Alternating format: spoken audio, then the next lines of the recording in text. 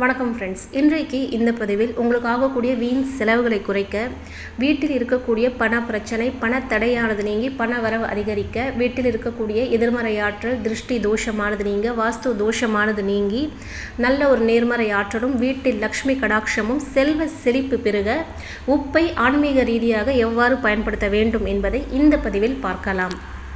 நம் அன்றாடம் சமையலுக்கு பயன்படுத்தக்கூடிய இந்த கல்லுப்பானது மகாலட்சுமி அம்சம் பொருந்தியது. இந்த கல்லுப்பானது நமக்கு வாஸ்து தோஷத்தை நீக்கக்கூடியது, வீட்டில் இருக்கக்கூடிய தீய சக்திகளை நீக்கக்கூடியது, எதிர்மறை ஆற்றலை நீக்கி நேர்மறை ஆற்றலை அதிகரித்து தரக்கூடிய ஆற்றலானது கல்லுப்புக்கு அதிகமாகவே உள்ளது. நம்ம பயன்படுத்தக்கூடிய இந்த கல்லுப்பானது ஆன்மீக ரீதியாகவும் வாஸ்து ரீதியாகவும் பலவித தோஷத்தை நீக்கக்கூடியது, பிரச்சனைகளை நீக்கக்கூடியது, அதிலும் பண பிரச்சனையை நீக்கக்கூடியது, பணத்தடையை நீக்கி நல்ல ஒரு பணவரவை தரக்கூடியது. பிறருடைய பொறாமை குணத்தால் ஏற்படக்கூடிய கண்திருஷ்டி தோஷமானது நீங்க, மன அழுத்தம், மனச்சோர்வு, உடல் சோர்வு உள்ளவர்கள் சனிக்கிழமை தோறும் நீங்கள் குளிக்கக்கூடிய நீரில் சிறிதளவு கல்லுப்பை சேர்த்து குளிக்கும் பொழுது உடல் சோர்வானது நீங்கும், மன அழுத்தமானது நீங்கும், கண்திருஷ்டி தோஷமானது நீங்கும். இந்த பரிகாரத்தை தொடர்ந்து சனிக்கிழமைகளில் நீங்கள் செய்து வரும் பொழுது நிச்சயமாக நல்ல ஒரு மாற்றத்தை உங்களால் உணர முடியும். ஒரு சிலருக்கு பண வீண் செலவுகள் அதிகமாக இருக்கும். உங்களுக்கு ஆகக்கூடிய வீரிய செலவுகளை குறைக்க உங்களுடைய குளிக்கும் அறையில் ஒரு சிறிய கண்ணாடி பவுல் அல்லது கண்ணாடி பாட்டிலில் கல்லுப்பை நீங்கள் வைக்கும் பொழுது உங்களுக்கு ஆகக்கூடிய வீண் செலவுகளானது குறையும், பண பிரச்சனைகளானது நீங்கும். உங்களுடைய குளிக்கும் அறையில் நீங்கள் வைக்கக்கூடிய இந்த கல்லுப்பானது வாரத்துக்கு ஒரு முறை நீங்கள் மாற்றிக்கொள்வது நல்லது, அல்லது குறைந்தபட்சம் 15 நாட்களுக்கு ஒரு முறை இந்த கல்லுப்பை நீங்கள் மாற்றிக்கொள்வது நல்லது.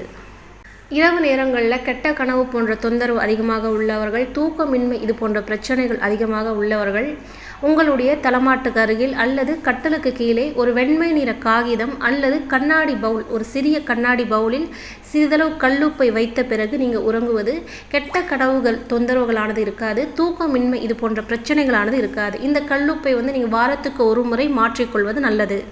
வாரத்துக்கு 2 முறை, அதாவது வெள்ளி மற்றும் செவ்வாய்க்கிழமைகளில் நீங்கள் வீடு துடைக்கும் கூடிய தண்ணீரில் சிறிதளவு கல்லுப்பை சேர்த்து நீங்கள் வீடு துடைக்கும் பொழுது வீட்டில் இருக்கக்கூடிய எதிர்மறை ஆற்றலானது நீங்கும், தீய சக்திகளானது நீக்கும், வீட்டில் இருக்கக்கூடிய வாஸ்து தோஷங்களானது நீங்கி நல்ல ஒரு நேர்மறை ஆற்றலும், வீட்டுக்கு லக்ஷ்மி கடாட்சத்தையும் செல்வ செழிப்பையும் தரக்கூடியது.